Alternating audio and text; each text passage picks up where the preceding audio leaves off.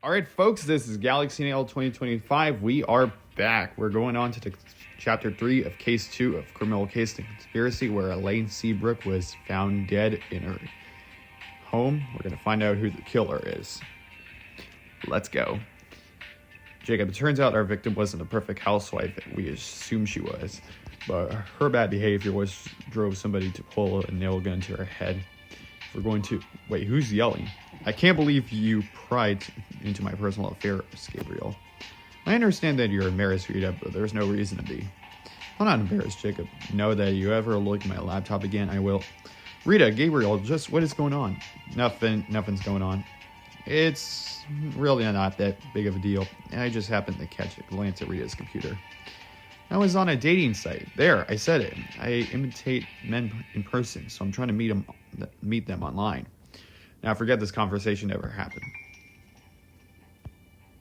It really was just an innocent mistake, Jacob. I better go apologize. I heard Rita didn't like talking about personal stuff, but that was a little extreme. But you're right, we can't let it distract us from the case. We're in need of clues, and we better find them than this steakhouse or killer visit. Let's go. The Restaurant Grill.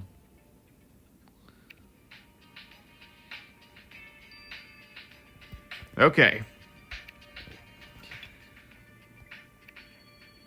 Here we go.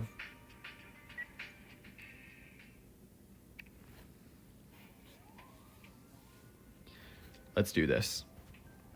Okay. Smartphone, that's obviously going to be a clue.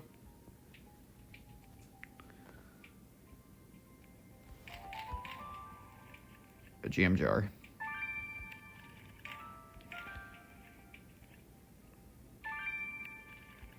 And a hotel key.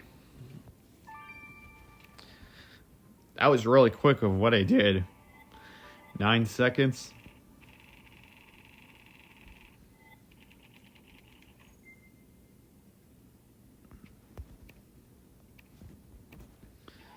Nice job, Jacob. This cell phone appears to have belonged to the victim. She must have forgotten it here. You can learn a lot about the person by looking at their phone, so let's have a go at that password.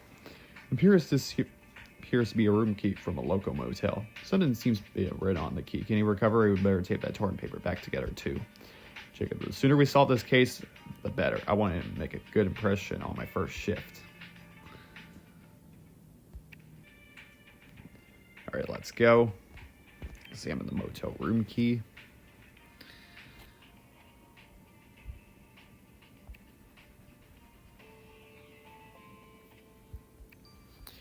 Well, I be darned, Jacob. The message on that motel key was addressed to our victim. It says, Elaine, how about we meet here tonight? And it was signed by Tyler, the teenager who works as a waiter.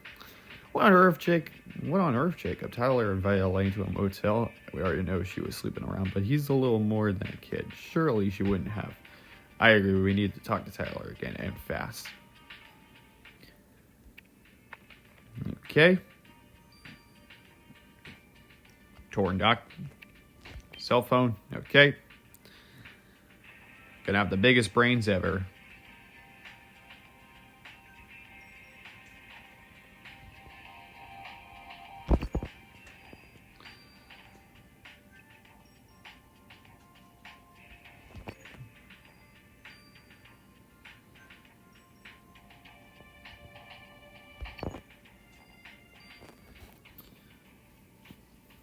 Not the best performance, but I actually used my brains to figure out what it is.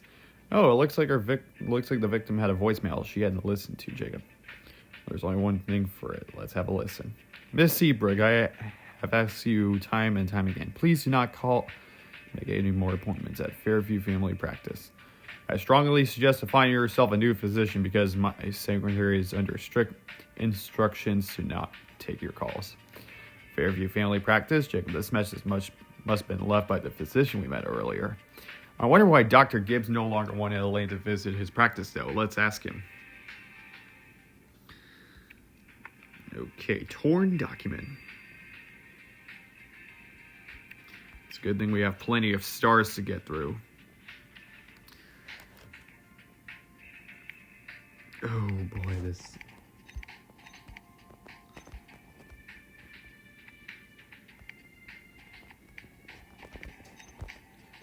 Oh my goodness. Jacob, this appears to be some sort of illegal document, but somebody doodled all over it. It's titled official testimony, but I can't make out who filled it because someone wrote poop head over their name. And that someone must be Elaine, since she marked as the defendant. I'm guessing she's the one who drew all those doodles too. But who could have served Elaine with this legal document, and why, Jacob? Well, we'll never be able to figure it out. These scribblings all over, but hopefully Kath fix that. Okay. Let's see, 9 hours.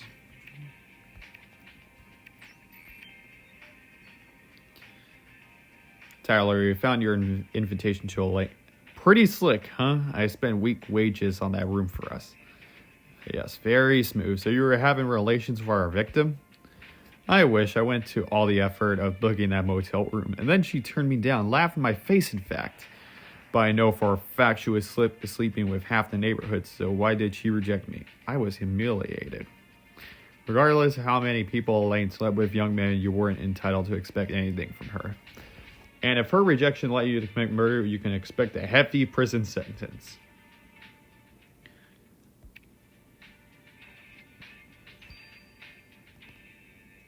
Alright, Dr. Gibbs. Dr. Gibbs, we found your voicemail to our victim. Why was Miss Seabrook no longer welcome at your practice? Oh, I knew I should have told you about that. Well, Miss Seabrook was a nightmare. She was a complete and utter hypochondriac, with no concern for the welfare of my other patients. She would come and see me on the slightest pretext, some multiple times a day. Sometimes she came in for things that didn't even concern her. One time she came in to ask if her husband needed to go to the ER because he offered his steak rare rather than well done. I pride myself on patience, W. Jacob, but Elaine Seabrook pushed me to my limit.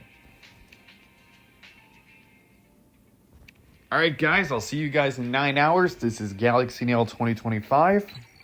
Over and out. Alright folks, we are back. Let's go and get the results from Kathy. Hey again, Jacob, you'll be pleased to know that baby Sammy managed to not throw up on your lab sample this time. Though I have to say, your victim must have the emotional maturity of an infant to doodle all over this document. Yeah, Elaine might have looked like butter wouldn't melt in her mouth, but that clearly wasn't the case. So, did you manage to figure out what that illegal document related to? I did. The name of the person who filed that lawsuit is the so-called poop head. That was Rosamund Wilcox, the local principal. The lawsuit relates to an event which took place while Rosamund and Elaine were both at a university. You see, Miss Wilcox was almost expelled for copying Elaine's coursework. What? The principal of my son's school is a cheat? Well, that's open to debate. Miss Wilcox has always maintained that it was your victim who copied her coursework. But a few weeks back, Miss Wilcox served Elaine with this document asking her to admit responsibility for her actions. Judging by the doodles, it didn't go down so well. Jacob, Miss Wilcox said she hadn't recommended with Elaine in recent years, but clearly she was lying. Let's go ask her about this document. Somebody must be not telling the truth. Well, you're about to be busted. Miss Wilcox, when we spoke earlier, you said you had been in touch with Elaine in recent years, but this document proves otherwise. Oh dear, you found that. Well, I just wanted Elaine to take responsibility for her actions. I thought she'd grown up, that she couldn't possibly still be in the same self-absorbed person she was at college. So I had my lawyer send her that document, but when I met with Elaine to get it back, she showed me what she'd done and ripped it off in front of my face. That must have been infuriating indeed, but why ask Elaine to confess after all this time? Because the incident had a black mark on my record ever since. I missed out on a job at one of the best schools in the state because of it. And so you killed her in relation for ruining your prospects. Is that it? Of course not. I was angry, but I'm not a murderer, W. Jacob. I just wound by doing the same gardening before having a few glasses of wine with my meal at the steakhouse at night. Jacob, I don't like to speak ill of the dead, but our victim really does sound like she was a terrible person. Not only did she waste time of the local physician doctor gives without any consideration for his other patients. She also left Principal Wilcox with a black mark of her record, which also affected her employment prospects of the rest of her career. With so many enemies, how are we going to discover who actually killed Elaine, Jacob? It's worth taking another look at the scene of the murder. I agree. Let's go back to Elmwood Avenue.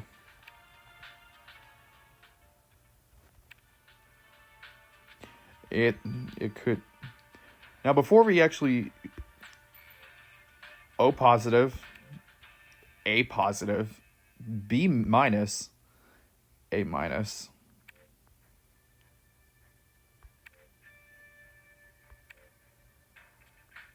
O minus, A minus. I'm not sure. I don't know what to seem for this, but okay. I just actually looked back to see what are the final clues for this case. Woman's shoes. Toolbox. It's obviously going to be something.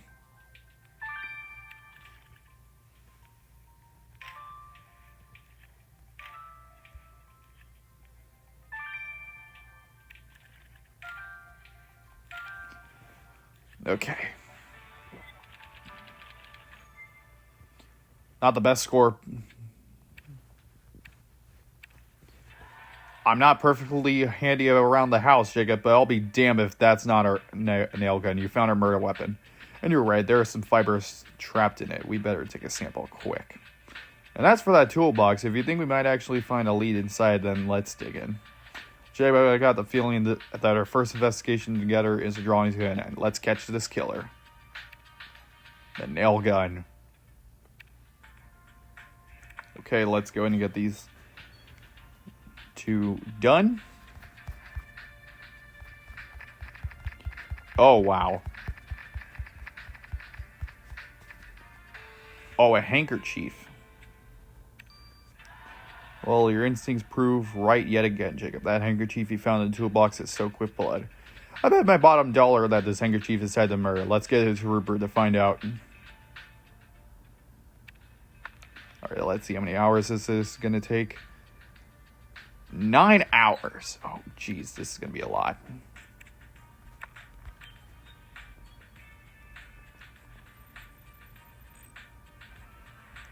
Ooh.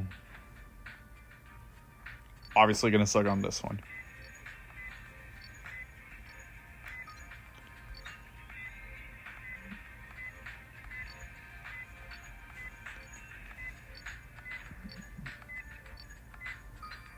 Oh.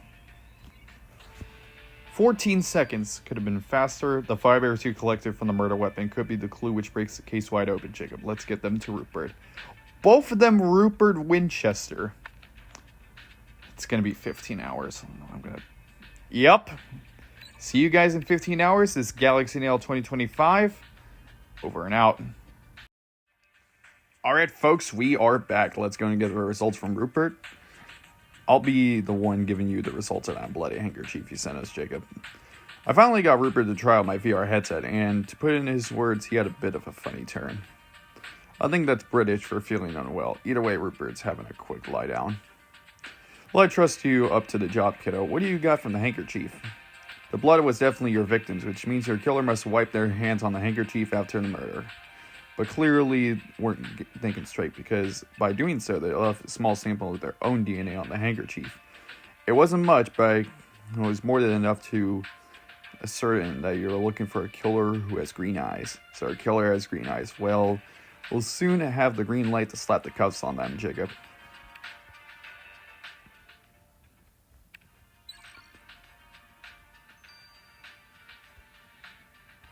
Okay. Jacob, I must be having a Koopa to ease this awful headache I got. Rupert, we're on the home stretch here. What do you got in those fibers Jacob collected from the nail gun? Well, it just so happened to be in luck, Jacob. Those fibers pertain to a subject matter which is close to my heart. You see, fibers are made of the finest box cleft leather, as evidenced by the heavy grain and smooth finish. What's more, I also noticed that the leather fibers were darker on one side than the other, suggesting prolonged contact with the oils from human skin.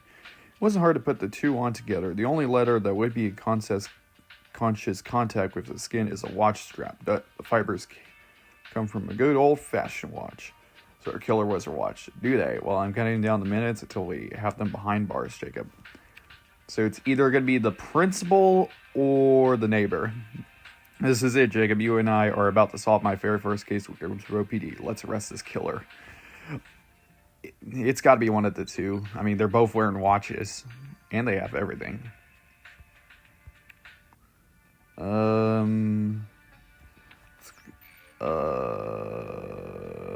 Oh, good. She has brown eyes. So it's you. That's the neighbor. Interesting. I did not even notice. Guilty. Miss Lane, you're under arrest for the murder of Elaine Seabrook. Were you really upset by your behavior that you killed her? Goodness, how dare you accuse me of someone like me of murder, W. Jacob? You won't find more upstanding murder of the community. Right, so upstanding that you left a tire print from your SUV on the victim's jacket and you raced away from the scene of the murder. This is all the evidence you have. Most of Fairview residents drive an SUV. The presence of a suburban life necessitates a multi-purpose vehicle. Yes, and you take the pressure off by gardening. We know you left traces of fertilizer on the victim's sunglasses. Being green dumb doesn't prove I killed Elaine. No, but your green eyes do. You left traces on DNA on the handkerchief you used to wipe your hands clean on Elaine's blood. Uh-oh. Fine, you got me, W. Jacob. I killed Elaine, but she deserved it. Deserved it? What? All because Elaine got drunk and disturbed your little neighborhood dinner party? That's insane. Of course not. That'd be ridiculous. I killed her because she threw up on my prize ponies and killed them. That's even more insane. You don't understand. I spent all year training for my 4 babies so I could participate in Fairview's Best Kept Garden competition. The year was my year. I was going to win. I needed to win. But Elaine sabotaged me. She deserved to die. You have no idea the pressure I'm under, W. Jacob. If I'm not perfect, I'm nothing.